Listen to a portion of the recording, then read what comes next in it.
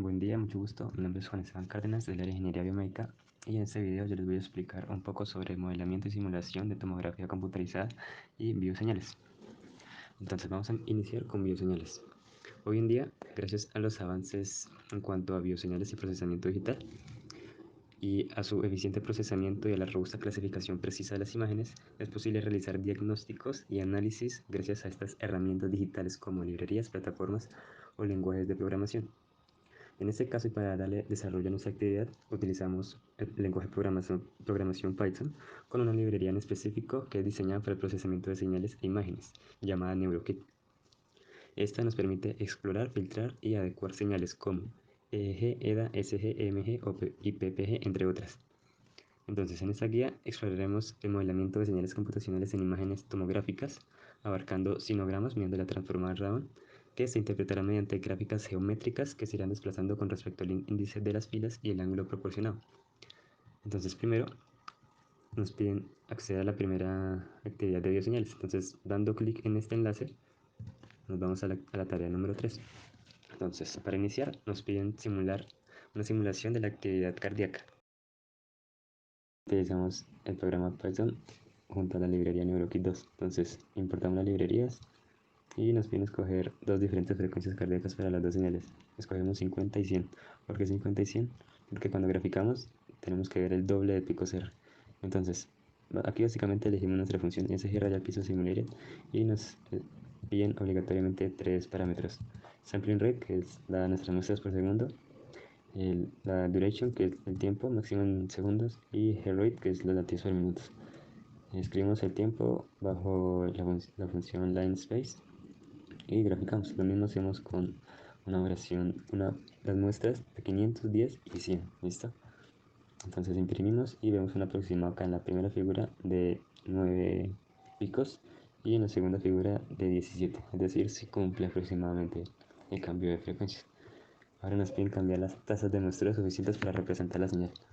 ¿A qué se refiere con tasas de muestreo? Es básicamente imprimir la señal con mejor o menor resolución. Entre más baja sea la tasa de muestreo, nuestra señal va a salir más borrosa o más distorsionada, listo, con más ruido.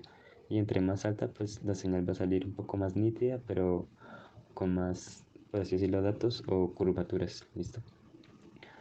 Entonces nos piden separar los segmentos. Esto lo hacemos accediendo a la matriz de forma manual. Entonces elegimos de 270 a 900, de 900 a 1500 y así sucesivamente.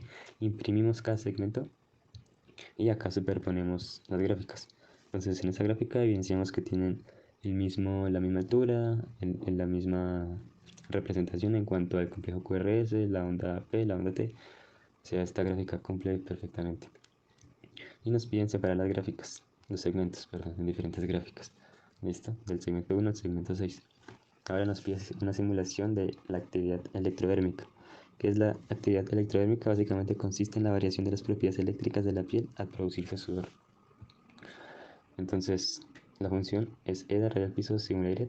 Los parámetros obligatorios: la duración, el número de picos que queremos ver, ¿sí? Y la frecuencia cardíaca, que en este caso es 100. Entonces graficamos y aquí vemos nuestra señal con 6 picos, que son los picos que nosotros elegimos ver. La tasa de muestreo elegimos 512, la gráfica se ve perfectamente igual a la original prácticamente, y separamos los segmentos de forma manual. Ahora, bueno, separamos cada segmento en gráficas diferentes y nos piden simular una simulación de fotopletismograma.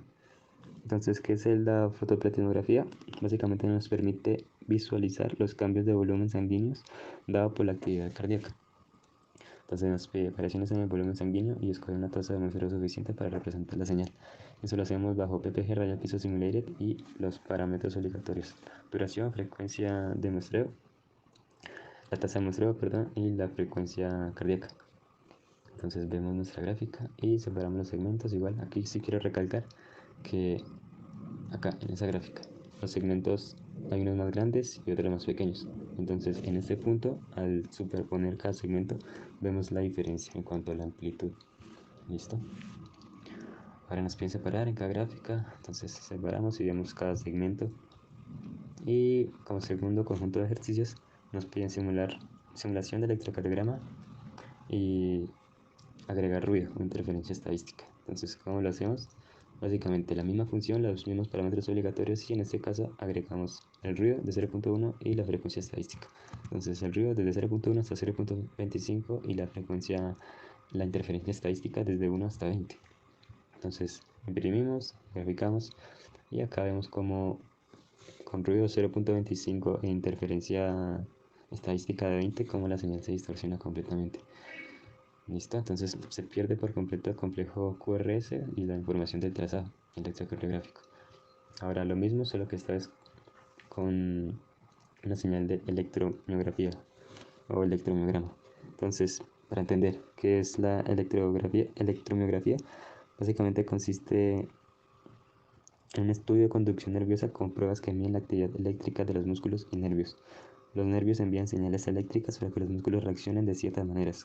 Cuando estos reaccionan, emiten señales que pueden medirse. Entonces, en esto utilizamos nuestra función EMG Radial Piezo Simulated con los siguientes parámetros: duración, tasa de muestreo y ruido. Entonces imprimimos y obtenemos los siguientes resultados. Entonces a medida que vamos agregando ruido se pierde el suavizado de la señal, así con ello no podemos ver o detectar el impulso nervioso. ¿Listo? Y para terminar simulamos un fotopletismograma y obtenemos acá los siguientes resultados. ¿Listo? Entonces, ¿qué puedo recalcar de esto? Que los datos son drásticamente afectados y estos pueden aumentar o disminuir en el eje Y y fluctuar sobre el mismo.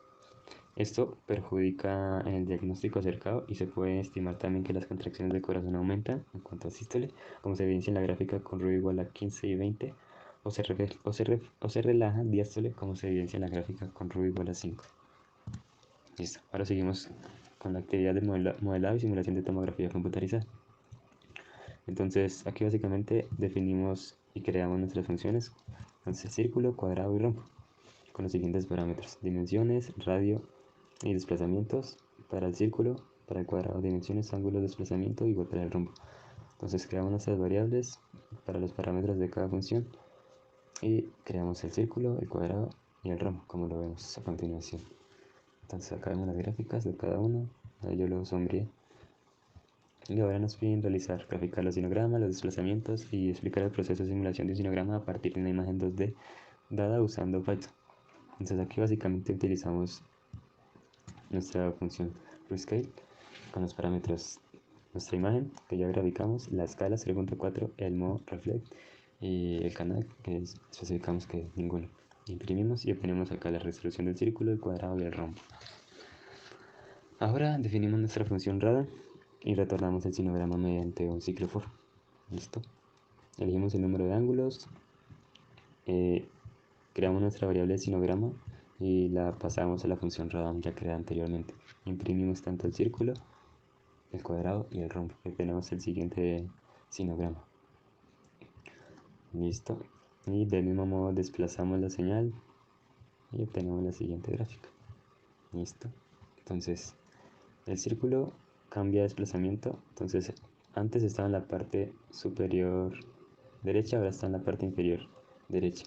Y aquí vemos el sinograma del círculo, el cuadrado, nuestro sinograma, y el rombo y su sinograma. Entonces se realizan diferentes desplazamientos cuando se aumenta la distancia y posición con un signo negativo en las siguientes variables x y y sub 0. Se observa un comportamiento diferente del sinograma en cuanto a la reconstrucción de la imagen a partir de las proyecciones de 0 y 180 grados, ya que cambia su posición, más no el ancho y forma. Primero se observa que la posición del círculo cambia, de la parte derecha superior a derecha inferior, y evidenciamos cómo la dirección de las curvas cambia con respecto a la figura del cuadrado. El sinograma se establece a la mitad y no se forma en comportamiento curvo. Esto se debe a que la posición es mucho más cercana al origen. Y para finalizar en el rombo, el aumento es lejano al punto de origen como respuesta y las proyecciones se pierden. Entonces, para concluir, la transformada Raman es un método que, por medio de sinogramas, permite la visualización y reconstrucción de la imagen a través del conjunto de proyección de los diferentes ángulos, siendo similar a la transformada Fourier, con una representación gráfica de una matriz donde las filas son los ángulos y las columnas la distancia o la posición, por lo que observamos en el desarrollo de la actividad al interactuar con estos factores cómo varía su comportamiento. Y podemos destacar que la herramienta NeuroKit permite la simulación, análisis e interacción de múltiples señales electrofisiológicas, facilitando el trabajo para la segmentación y detección de los diferentes parámetros de cada una, siendo de gran utilidad en futuros diagnósticos, obteniendo un análisis más